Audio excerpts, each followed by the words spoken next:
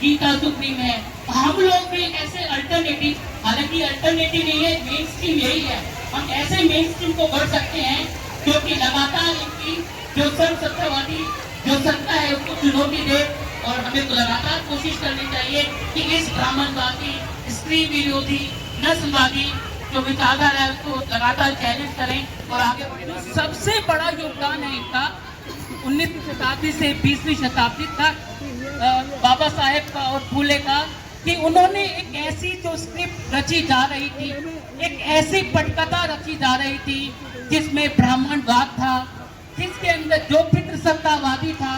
जो नस्लवादी था, जो शोषण पर आधारित था, जो परिणामों में अत्यंत शोषणकारी था, ऐसी व्यवस्था को सबवर्ट करके उसको पलट गए एक नए नैरेटिव को गढ़ना, उसका काम किया। और हम लोग सब जानते हैं कि एक राष्ट्रीय जो नैरेटिव रचा जा रहा था कि भारत जो राष्ट्र है, भारत का जो धर्म है हिंदू धर्म है, या भारत का जो सबसे अच्छा काल है वो हमारा ग्लोरियस एंशिएंट इरा है, प्राचीन भारतीय काल एक गौरवपूर्ण काल है, या एक स्वर्ण अक्षरों में लिखे जाने वाला काल था। इन्हीं सभी चीजों को तोड़ने का काम सबसे पहले महात्मा फूले ने किया। और एक तरह का कॉन्फिडेंस, एक तरह का आत्मविश्वास हमारे लोगों में भरा कि हम लोग उस नैरेटिव को न माने, उस हिंदूवादी, उस ब्राह्मणवादी, उस महिला विरोधी, उस नस्लवादी उस स्टैंड को न माने, और एक स्वतंत्र, एक समतावादी दलित बहुजन जो कि वाकई में जो इस देश का बहुसंख्यक हिस्सा है, हम लोग उसकी बात करें, उसके हितों की बात करें। अगर हम लोग अम्बेडकर की बात करते हैं तो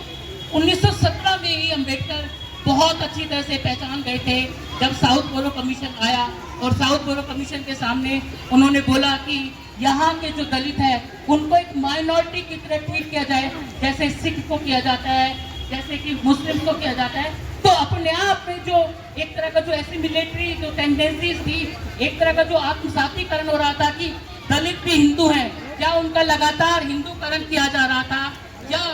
हिंदू धर्म का किस तरह से राष्ट्रीयकरण किया जा रहा था, उसको तोड़ने का काम और सामाजिक न्याय को सुनिश्चित करने का काम डॉक्टर अम्बेडकर ने किया। जो उस काम को पहले फूले ने आगे बढ़ाया, उस काम को डॉक्टर अम्बेडकर ने पूरा करने की कोशिश की। और संविधान के द्वारा हम लोग सब जानते हैं, चाहे वो फ्रेटर्निटी की बात हो, चाहे इक्वलिटी की बात हो, चाहे लिबर्टी की बात हो, इन सभी चीजों को जोड़ने का काम किया। उसके साथ साथ एक धारा लगातार भारत में चल रही थी 19वीं शताब्दी से 20वीं शताब्दी तक, जो लगातार यह विश्वास कर रही थी कि ये जो नए इडियम्स हैं, जो नई तरीके की चीजें हैं जो समाज में आ रही है, चाहे वो लोकतंत्र आ रही है, चाहे वो स्वतंत्रता आ रही है, चाहे वो समानता की चीजें आ रही हैं, उनको किस तरीके से रोका जाए, धर्म का आवरण चढ़ाकर रोका जाए। और वही सारी चीजें आज के समाज में कायम हो रही है। हम लोग सब देखते हैं कि हमारे देश में लगातार धर्म के आधार पर लगातार हम ही लोगों को सबसे बड़ा हिंदू बनाकर आगे पेश किया जाता है, हमें हमारे ही लोगों से लड़ाया जाता है। तो हम लोगों को सचेत होने की कोशिश करनी चाहिए, और वाकई में अगर सामाजिक न्याय को सुनिश्चित करना है